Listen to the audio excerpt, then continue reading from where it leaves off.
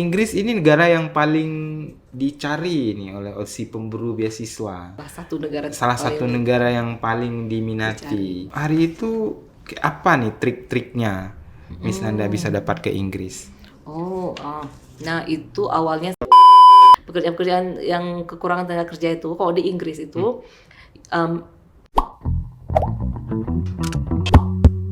Rakan Sago, kita hari ini berbicara soal pengalaman Ibu Septia di luar negeri. Ibu Septia dulu menempuh pendidikan S2 di Inggris. S2 di Australia. S2 di Australia. S3-nya di Inggris. S3-nya di Inggris. Waduh, saya kebalik ya. Lebih lama di Inggris berarti daripada.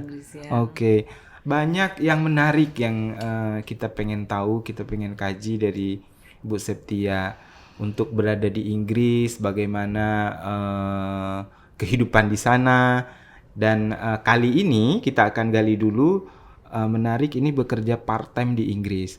Jadi sambil kuliah di sana, waktu senggang bisa digunakan untuk bekerja. Bisa diceritakan pekerjaan apa aja yang bisa dilakukan? Oke. Nah, kalau di jenis visa yang bisa dipakai untuk kerja di Inggris itu ada dua visa. Jadi visa student dan visa worker, pekerja dan mahasiswa atau siswa. Nah, yang saya pakai itu visa student. Jadi karena visa student itu dibatasi, pekerjaannya hanya 20 jam per minggu. Dan jenis pekerjaannya bisa apa aja. Kecuali dokter, dokter gigi atau pelatih olahraga, coach misalnya, pelatih bola gitu. Itu kalau itu khusus ya. Ya. Oke. Kalau yang saya panggilnya Miss Septi apa Miss Nanda? Miss Septi, ada yang panggil Miss Septi, ada Miss Nanda. Terus sama Pak Mas nih, Pak Mas. Oke. Mungkin Miss Septi cerita dulu waktu itu kuliah S3 di Inggris di mana? Dan gimana ceritanya bisa ke sana? Jadi saya alhamdulillah bisa kuliah S3 di Inggris itu atas beasiswa Pemda Aceh tahun 2014. Nah, jadi saat itu saya berangkat dengan keluarga ke kota Bristol. Itu bagian west of England, bagian baratnya England. Jadi sekitar 2 jam dari London. Nah, di sana saya bisa bekerja part-time selain sebagai mahasiswa PhD ya, karena mahasiswa PhD kan nggak banyak kelas ya. Paling di tahun pertama itu banyak kelas, tapi di tahun kedua, 3, 4 itu saya memang menyibukkan diri dengan kerja part-time atau kerja volunteer. Jadi banyak sekali kesempatan sih di sana kalau kita mau menyibukkan diri atau mau kerja apa aja asal mau gitu. Contohnya gimana? Contohnya ya, yang paling jelek itu ya, kalau orang biasa suka nggak semua orang Indonesia mau gitu ya, itu cleaning service. Tapi suami saya sempat kerja cleaning service di tahun pertama gitu. Tapi saya pekerjaan part-time pertama saya itu sebagai pensortir surat di Royal Mail Inggris. Jadi ada kayak kita tuh kantor pos gitu. Jadi mereka tuh orang Inggris tuh punya kebiasaan ngirim kartu ucapan birthday, ulang tahun, nanti udah Natal kirim lagi, nanti udah Easter, Paskah kirim lagi. Jadi mereka itu memang hidupnya selalu penuh dengan kartu-kartu ucapan gitu. Jadi walaupun sudah zaman sosmed sekarang. Betul. Jadi walaupun sudah ada WhatsApp seperti kita ya, tapi mereka tetap pakai itu kartu itu. Padahal tahun 2014 kan sudah lumayan digital ya, serba digital. Jadi mensortir kartu-kartu. Dan bukan hanya masuk kartu kerjanya sih. Gimana? Masuk kerjanya itu kita bisa pilih shiftnya. Jadi kita bisa pilih mau hari-hari apa aja. Kebetulan saya sengaja ke Sabtu dan Minggu. Jadi saya Senin sampai Jumat itu di kampus. Sabtu dan Minggu itu saya available kalau mereka mau saya jadi kalau kita available kita bisa book gitu. Either mereka call kita by phone gitu, kamu mau nggak ini ada shift ini. Itu Pak Mas, bukan hanya shiftnya available dari jam 6 pagi sampai jam 6 sore, tapi kalau kita mau itu dari jam 6 sore sampai jam 6 pagi lagi pun ada gitu. Dan saya pernah ambil itu. Dan walaupun mensortir surat gajinya besar ya? Gajinya ya lumayan. Itu kalau kita nggak pindah-pindah, maksudnya kalau kita stay di situ selama 3 bulan itu naik gajinya. Kebetulan saya waktu itu baru naik udah ada kegiatan di kampus, akhirnya saya harus gitu. Jadi kalau setiap minggu itu kita terus ambil shift, itu selama 3 bulan gajinya lumayan naik dari 7 pound sterling per jam ke sekitar 12 pound sterling, which is per jam. Lumayan. 10 pound sterling, 7 ke 10 gitu. 10 pound sterling kalau uang kita berapa ya? Kali 17.000 gitu ya. 17.000 kali 10. 170.000 per jam. 1 jam. Per jam, Luar biasa. Dan ya itu sekali shift itu minimal kita dapat 6 jam gitulah, 6 jaman gitu. 6 Nanti jam. ada breaknya gitu. Kalau dalam uang kita ada sekitar berapa juta itu udah cuma dalam 1 hari ya? Iya, pokoknya saya cuma kerja Sabtu Minggu, itu saya bisa dapat sebulan 5 jutaan gitu. 5 jutaan. Padahal cuma kerjanya Sabtu Minggu doang gitu ya. Iya. Itu sebagian besar di sana kan mahasiswa ya yang kerja seperti itu part time, atau ada orang di sana juga yang kerja kayak gitu? Iya, jadi banyak di sana. Pas saya di sana itu kan belum Brexit ya, jadi imigran dari negara-negara Eropa yang belum negara berkembang, kayak Ukraina gitu. Oh enggak, Ukraina bukan Uni Eropa, kayak Polandia, Polish gitu. Itu mereka kan bebas masuk ke Inggris, ke Jerman gitu kan tanpa visa gitu. Dan kita ketemu tuh sama orang-orang itu, dan belum lagi dari Timur Tengah kayak Somali itu juga banyak imigran karena imigran perang ya, refugee istilahnya. Jadi ya mereka semua boleh ambil. Itu namanya kalau kerjaan kayak saya itu kayak cleaning service atau mail sorter seperti itu terhitung terkategori unskilled work atau tidak profesional, bukan apa istilahnya kalau bahasa Indonesia. Nggak perlu keahlian tinggi gitu seperti itu ya. Siapa aja bisa ya. gitu ya. Oke. Terus kalau kita lagi studi di sana, ngelamar kerja, mereka minta syarat ijazah gitu nggak? Kalau lagi studi, enggak untuk ijazah enggak, tapi resume atau CV itu harus ada sih biasanya. Oh, CV. Dan interview gitu kan, mereka mungkin lebih menitik beratkan ke interview, dan ini paling penting referee ya. Referee itu prekomnya. Kalau misalnya kita mahasiswa di sana yang merekom siapa? Kalau saya awalnya pakai supervisor. Supervisor itu pembimbing ya? Pembimbing saya di sana, ya. Oke, pembimbing tesis, pembimbing disertasi kalau S3 ya? Iya. Oke. Dan makanya ketika pekerjaan pertama itu selesai, kita mau ambil kerjaan part time selanjutnya misalnya, itu sudah gampang karena kita sudah punya referee baru kan. Gitu. Oke. Jadi begitu di sana ya. Kalau suami waktu itu sempat kerja di bidang cleaning service awalnya dia.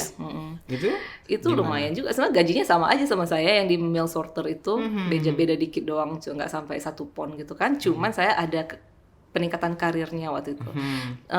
Itu tergantung sih, kalau kita di bawah agensi yang bagus, ya juga ada peningkatan ininya, apa istilahnya, peningkatan salary-nya per jam gitu. Terus juga tempat-tempatnya itu juga kadang-kadang lebih cuman kantor gitu doang. Memang namanya clean service, tapi nggak sejelek itu kerjaannya. Kantornya bersih banget. Jadi kita tuh cuman kayak formalitas aja gitu, nyapu-nyapu gitu. Tapi tetap harus hadir gitu, tetap harus ada. Dan biasanya cuman sejam 2 jam setelah habis office time kan. Kenapa ya kalau di luar negeri itu kayaknya jasa untuk bekerja dengan tenaga itu kayaknya lebih besar dibayar dibandingkan kita di sini. Kira-kira kenapa ya? Sebenarnya karena mereka punya apa istilahnya UPM-nya lebih tinggi kan. Standar mereka itu memang lebih tinggi. Tapi sebenarnya ada juga sih bukan kekurangan ya saya bilangnya. Kalau di sana itu gap antara cleaning service sama bilanglah dosen gitu di universitas itu nggak jauh beda gap per jamnya itu, nggak sejauh kita gitu. Jadi istilahnya walaupun di sana itu tinggi bayarannya cleaning service, yang universitas yang misalnya yang pekerjaan yang bergengsi juga nggak terlalu tinggi. Jadi social gapnya tuh nggak terlalu besar gitu. Istilahnya antara satu profesi dengan profesi lain itu nggak terlalu jauh ya. Iya. Kecuali kalau beda ya, kalau broker atau apa itu kita udah nggak ngitung ya. Tapi kalau yang umum-umum sih ya gitu. Kayak saya pernah jadi dosen part time juga, diajakin supervisor saya. Itu saya dibayar kalau nggak salah saya 20 atau 15 ya, sekitar 15 atau sampai 18 euro. Pound sterling per jam. Dan bandingin dengan yang saya di mail sorter itu sekitar berapa? 7 sampai 10 gitu. Berarti nggak jauh beda juga ya? Juga sih sebenarnya. Oke. Terus uangnya kalau kita pakai di sana bisa kerasa nggak ya? Lumayan sih Pak Mas. Bisa liburan. Bisa liburan sekeluarga gitu. Ya gitu sih, memang harga barang juga lumayan tinggi ya. Saya dengar-dengar malah sekarang juga setelah perang kan lagi perang tuh, jadi krisis bahan pangan sembako di sana. Bahan pokok. Kalau misalnya kita sambil kuliah di sana, untuk biaya kuliah dapat dari beasiswa kan, terus kita kerja tambahan, itu uangnya untuk kita simpan, kita bawa pulang. Banyak nggak ketika kalau misalnya kita bawa pulang? Lumayan sih. Jadi itu tergantung berapa jam kita sanggup kerja. Gitu. Kayak saya kan udah di limit tuh 20 jam per minggu gitu kan. Nah, suami saya tuh kalau kita bawa keluarga, bawa pasangan yang sudah 16 tahun ke atas, itu mereka bisa kerja tidak ada maksimal waktu. Kayak suami saya tuh dia sampai kerja 40 jam per minggu, dan dia setelah jadi cleaning service beberapa bulan itu dia diterima di pabrik pembuatan van, tau nggak? Mobil van yang ada rumah di dalamnya itu. Nah, itu jadi dia perakit di situ. Jadi ya masih unskilled juga, tergolong unskilled, tapi sudah lebih tinggi ininya ketimbang cleaning service. Dan itu lumayan sekali kan, dia sempat kerja sampai 40 jam per minggu gitu. Berarti lumayan juga nih. Misalnya nih rekan Sago punya rencana mau kuliah ke luar negeri, terus bawa keluarga, bawa suami kayak Miss Nanda ya.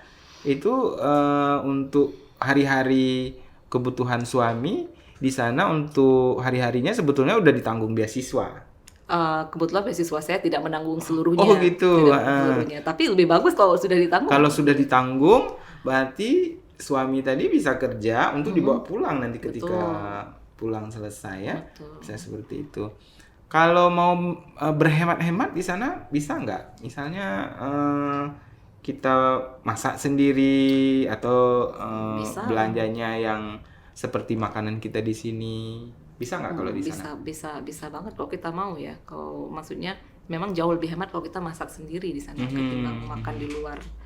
Dan apalagi kalau yang senang masak bisa setiap hari masak, lumayan. Gitu. Waktu itu Miss Nanda anaknya dua-dua dibawa ke sana? 2 ya. Dibawa ke sana. Itu gimana tuh? Di sana kan kalau misalnya kita sewa lagi orang untuk jaga anak kan mahal kan? Gimana solusinya waktu itu di sana? Alhamdulillah waktu itu Pak Mas, saya tuh nyari beasiswanya udah dari pas hamil anak kedua tuh. Tapi kan nggak dapat juga, sampai baru dapat itu pas dia udah umur 2,5 tahun gitu, baru dapat. Bahwa dia tuh pas yang kecil tuh 2,5 tahun, yang besar 5 tahun. Pas di sana ya tinggal nunggu waktu nursery aja. Jadi nursery itu 3 tahun tuh kayak apa sih, PAUD ya, kayak taman kelompok bermain gitu, kelompok bermain kalau di setelah kita. Nah itu gratis 3 hari per minggu. Gratis 3 hari per minggu. 3 hari per minggu untuk anak 3 tahun gitu. Atau kalau tidak mau 3 hari per minggu bisa 6 hari per minggu tapi setengah hari sampai jam 12 gitu. Jadi saya berkah sekali waktu itu, langsung bisa nitip anak yang kecil. Kalau yang besar memang sudah wajib sekolah. Jadi di sana harus langsung, kalau ada anak usia sekolah tidak masuk sekolah itu orang tuanya bisa kena gitu. Biayanya gimana? Gratis. Gratis. Kalau sekolah di sana gratis. Paling kita cuman siapin sarapan aja, siapin tak Walaupun lunch. kita pendatang. Iya, pokoknya mereka atas nama anak kecil, kalau nggak sekolah di sana itu dosa besar istilahnya. Jadi mau anaknya tiba-tiba jatuh dari langit, tetap harus masuk sekolah gitu. Iya, saya Gitu. pikir itu untuk anak Inggris aja, enggak? Enggak. Kecuali sekolah swasta ya. Tapi sekolah umum pun public school saja sudah bagus kan kualitasnya di sana. Jadi Oke, kita cuma sediain makanan. Kalau pakaian, seragam segala macam. seragam juga. Sama seragam juga enggak. Tapi kan enggak terlalu mahal ya dibanding kita harus bayar per Oke, bulan gitu. tadi kata Miss Nanda yang anak 3 tahun bayar setengah, itu sekitar berapa kalau uang kita bayarnya? Enggak, saya enggak bayar. Itu yang memang gratis 3 hari per minggu. 3 hari per minggu 3 atau hari. setengah hari full? Setengah hari 1 minggu ya, atau 6 hari gitu. Jadi dia kemarin ambil yang setengah Saya hari. ambil yang setengah hari. Jadi Senin sampai Jumat antar jam 8 pagi, jemput jam 9 gitu. Enggak bayar. Kalau bayar berapa lah?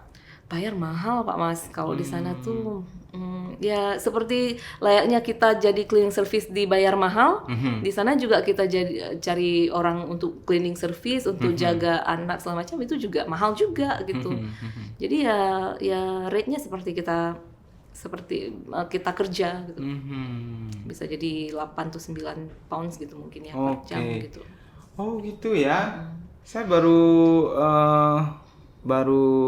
tahu ini kalau misalnya kita pendatang ke sana, mungkin karena orang tuanya sedang studi di sana ya, makanya gratis. Semua anak imigran itu kayak gimana ya? Memang semua anak-anak itu wajib sekolah di sana, apapun status imigrasi orang tuanya gitu. Kecuali kalau kuliah. Kalau kuliah itu udah harus bayar.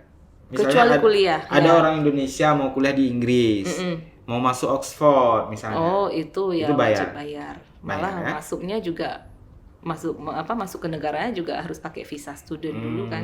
Oke. Ya, wajib bayar. Oke. Jadi rekan Sago, carilah beasiswa. Yes. Kalau mau punya pengalaman tinggal di luar negeri, itu cara paling praktis ya. Yes. Di Inggris. Oke, Inggris ini negara yang paling dicari nih oleh si pemburu beasiswa. Salah satu negara yang paling diminati. Hari itu apa nih trik-triknya Miss Nanda bisa dapat ke Inggris? Nah itu awalnya saya tuh nembaknya ke Australia, ya, pengen kembali lagi setelah S2 di sana gitu kan. Tapi saya sempat coba ke Inggris juga gitu, walaupun saya sebenarnya setengah hati juga ke Inggris, lebih pingin ke Australia waktu itu. Nggak taunya memang di Inggris saya lebih gampang dapat offer letter dan saya pikir nggak ada salahnya sih. Offer letter itu dari kampus. Offer letter dari kampus. Oh Jadi gitu. kita tuh kalau ini kan S3 ya, PhD ya, berarti ya langkah-langkahnya ya kita bukan hanya cari kampus yang cocok, tapi juga supervisor yang cocok gitu. Oh, gitu. Kampusnya kita suka tapi nggak ada supervisornya, Oke. mereka nggak bisa terima kita. Oke. Jadi kita selain cari beasiswa, satu lagi adalah tugas kita mencari kampus. Mencari Dan supervisor. kampus dan supervisor, benar. Oh, begitu Nah ya caranya. 3 hal itu. Beasiswanya lagi nih, kalau sudah ada kampus, sudah ada supervisor, tapi nggak ada beasiswanya juga nggak Oke. bisa berangkat ya. Dia nggak sepaket ya, kalau kita lulus beasiswa langsung dapat kampus, nggak gitu. Tergantung beasiswanya ya.